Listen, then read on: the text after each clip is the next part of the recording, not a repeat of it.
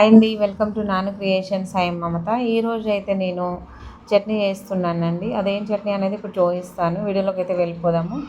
ఇక్కడ చూసారండి, కొంచెం వాటర్ తీసుకున్నాను. ఇందులో టమాటోస్, పచ్చిమిర్చి వేస్తున్నాను. ఫస్టే క్లీన్ చేసుకున్నాను వాటిని. కొంచెం వాటర్ పోసేసుకొని మనకు ఎంత క్వాంటిటీ పచ్చడి చేసుకోవాలో అంత పచ్చిమిర్చి, టమాటోస్ వేసుకోవాలి.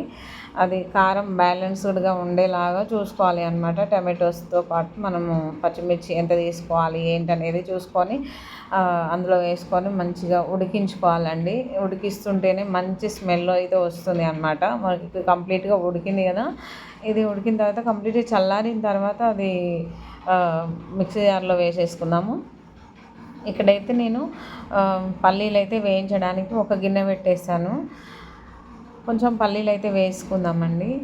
విషయం ఏంటంటే, మనము పచ్చడి అనేది వేయించుకోవచ్చు, ఇలా ఉడికించుకొని పచ్చడి చేసుకోవచ్చు అన్నమాట. టేస్ట్ మాత్రం డిఫరెంట్ టేస్ట్ ఉంటుందండి. ఇది అంటే వేయించుకొని ఆయిల్లో వేయించుకొని చేసుకునే పచ్చడి కూడా చాలా టేస్టీగా ఉంటుంది. ఎప్పుడు అలానే చేస్తుంటాను కదా, ఇప్పుడు ఒకసారి ఇలా చేద్దామని చెప్పేసి నేనైతే ఇలా ప్రిపేర్ చేస్తున్నాను. ఫస్ట్ అయితే అవి ఉడికించుకున్నాను కదా, ఇక్కడేమో పల్లీలు వేయించుతున్నాను. కొన్ని పల్లీలు తీసుకున్నానండి. మనం పచ్చిమిర్చి, టమాటో ఎంత వేసుకున్నామో దానికంటే కొంచెం తక్కువ తీసుకోవాలి అన్నమాట. మరి తీయగా ఉంటుంది అండి పచ్చడి పల్లీలు ఎక్కువైతే. అందుకని చెప్పేసి నేను కొన్ని తీసుకున్నాను. మంటనైతే కంప్లీట్గా లోలో పెట్టేసుకొని వేయించుకోవాలి. ఎందుకంటే అవి ఇక మాడిపోయిందంటే లోపల పచ్చిగా ఉంటాయి, పైన కలర్ బ్లాక్ అవుతాయి. అసలు బాగుండదు పచ్చడి అనేది. చిన్న చిన్న టిప్స్ పాటిస్తే చట్నీ అయినా సరే, కూర అయినా సరే చాలా బాగుంటుంది అన్నమాట. లోపల నుంచి మంచిగా వేగాలి. అది లో ఫ్లేమ్లో పెట్టుకుంటే మంచిగా వేగుతాయి. అన్నీ కూడా ఈవెన్గా మంచిగా ఫ్రై చేసుకున్న తర్వాత ఒక 2 మినిట్స్ అలా ఉంచేసుకొని కంప్లీట్గా చల్లారిన తర్వాత పొట్టు తీసి ఈజీగా వస్తాయండి. ఆ వేడి మీద పొట్టు తీసి అసలు రాదు. కొంచెం అయితే నాకు ఇందులో వేసేసుకున్నాను. పల్లీలు వేసుకున్నాను, పచ్చిమిర్చి వేసాను, తర్వాత టమాటోస్ వేసాను. ఇప్పుడు టేస్ట్ సరిపడా సాల్ట్ వేస్తున్నాను. తర్వాత కొంచెం అయితే జీలకర్ర వేస్తున్నాను. అంటే ఎల్లిపాయలు, జీలకర్ర వేసుకోవాలి. అయితే ఇక మస్ట్ అండ్ షుడ్ అనమాట. ఎల్లిపాయలు, జీలకర్ర అనేది పచ్చడి చేస్తే కంపల్సరీగా ఉండాలి. అందులో ఏ ఒక్క ఇంగ్రీడియంట్ లేకపోయి నేను అసలు చేయను. అన్నీ ఉన్నాయి చూసుకొని స్టార్ట్ అయితే చేశానమాట. ఫైనల్గా కొంచెం పసుపు వేసుకొని మరీ మెత్తగా కాకుండా కొంచెం బరకగా గ్రైండ్ చేశాను.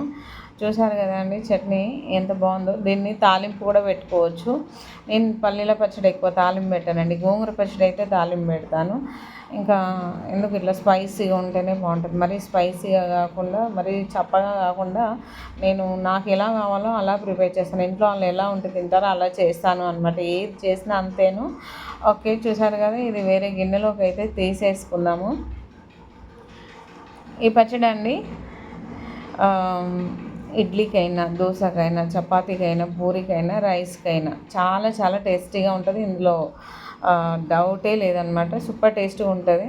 ఓకే, ఫైనల్గా అయితే నేను ఒక ఆనియన్ చిన్న చిన్న పీసెస్ లాగా కట్ చేసి వేసుకున్నాను. తర్వాత కొంచెం కొత్తిమీర అయితే వేస్తున్నాను.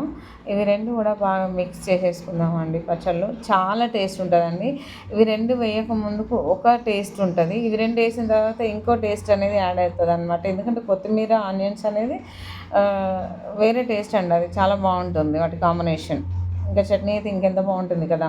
ఓకే ఫ్రెండ్స్, ఈ పచ్చడి మీకు నచ్చినట్లయితే లైక్ చేయండి, షేర్ చేయండి, సబ్స్క్రైబ్ చేసుకోండి. Okay friends, bye.